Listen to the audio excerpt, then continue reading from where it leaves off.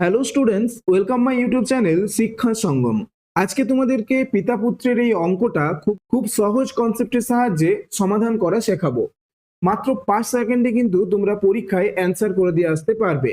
তো তোমরা অঙ্কটা দেখো যে আমার বাবার বর্তমান বয়স আমার বর্তমান বয়সের 7 গুণ। তাহলে এখানে আমার মানে হচ্ছে মি করছি এম, এবং বাবা হচ্ছে ফাদার এফ করছি। তাহলে আমার বয়স হচ্ছে যেটা, বাবার বয়স হচ্ছে তার 7 গুণ। তাহলে আমাদের বয়সের অনুপাত কত হলো? 1:7।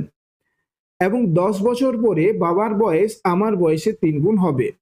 তাহলে 10 বছর পর কত হবে? 1:3। এরপর দেখো 10 বছর পরে বলেছে, তাহলে এখানে +10 এবং এখানেও +10 করে আমরা নেব। তো প্রথমে দেখো বয়সের অনুপাত রয়েছে 1:7, তারপর 10 বছর পর বয়সের অনুপাত হচ্ছে 1:3। এরপরে তোমরা কোনাকুনি গুণ করবে এবং তাদের ডিফারেন্স করবে, ঠিক আছে? তো কোনাকুনি যদি গুণ করি, এখানে হচ্ছে 3 একে 3 এবং এখানে হচ্ছে 7 একে 7। তাহলে 7 - 3, যেটা এই যে 10 আছে এই 10-এর সঙ্গে এই 3-এর গুণ করব, এবং এই যে 10 আছে এই 10-এর সঙ্গে এই 1-এর গুণ করব, এবং তাদের মধ্যে আমরা ডিফারেন্স করব। তো এখানে দেখো 3×10=30 মাইনাস এখানে 10 একে 10। তো এখান থেকে আসছে কত? 4। তো এই 4 রেশিও, ঠিক আছে, এটা সমান নয়, রেশিও সমান হচ্ছে 20। তাহলে 4 রেশিও যদি 20 হয়, 1 রেশিও সমান হবে 20/4 সমান হচ্ছে 5। তাহলে 1 রেশিও সমান 5 হলো। তাহলে এখানে দেখো এখানে 1 রেশিও সমান, এবারে আমরা এখানে কি করব? 5 গুণ করে দেব। তাহলে এখানে হচ্ছে 5। তাহলে হচ্ছে আমার বর্তমান বয়স এখানে হচ্ছে 5, এবং বাবার বর্তমান বয়স কত হবে? গুণিত 5। তাহলে 5×7=35। তাহলে বাবার বর্তমান বয়স হবে 35। তাহলে এখানে কি বলেছে? আমার ও বাবার বর্তমান বয়স লিখি। তাহলে আমার বর্তমান বয়স হচ্ছে 5 এবং বাবার বর্তমান বয়স হয়ে যাচ্ছে 35। তো কিরকম করলাম? তো তোমাদেরকে এটা বোঝালাম তাই এতটা সময় লাগলো। তো প্রথমে কি করবে?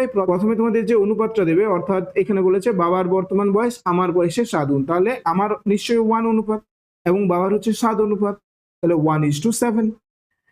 এরপর 10 বছর পর, এখানে 10 বছর যদি আগে বলতো তাহলে মাইনাস করতে হতো, তখন -10 করতে হতো। যেহেতু 10 বছর পর বলেছে তাহলে প্লাস করেছি, এবং 10-এর বদলে যদি 5 বছর 3 বছর যা দিত সেটা প্লাস, এবং আগে হলে মাইনাস করবে।